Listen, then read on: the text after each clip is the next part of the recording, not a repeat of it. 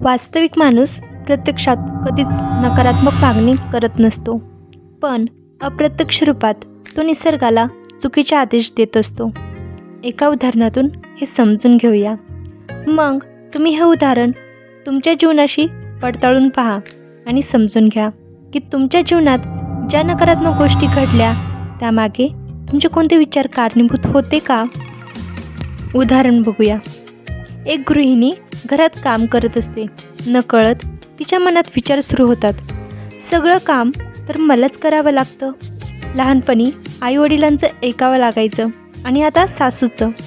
मी एकटी किती राबणार, घरातले दुसरे लोक काहीच काम का करत नाहीत. अशा प्रकारचे विचार केल्यामुळे ती गृहिणी निसर्गाला मला जास्त काम करायचं नाही आहे असा थेट आदेश देते.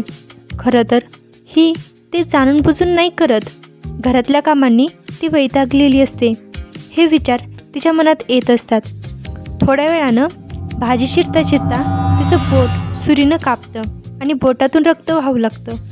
तेव्हा डॉक्टर तिला मलमपट्टी करून 2 दिवस आराम करण्याचा सल्ला देतात. ती 2 दिवस आराम करते.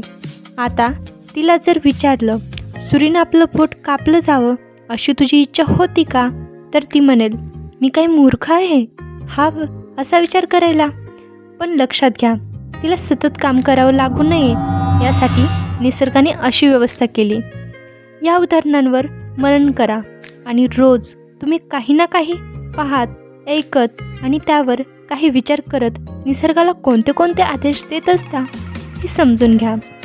तुम्ही स्वतःबद्दल वाईट विचार करत नसाल, स्वतःसाठी दुःख मागून घेत नसाल, पण नकळत तुमच्या मनात निर्माण होणाऱ्या विचारांद्वारे निसर्गाला तसे आदेश दिले जातात आणि ते आदेशच तुमच्या जीवनात तशा घटना आकर्षित करतात.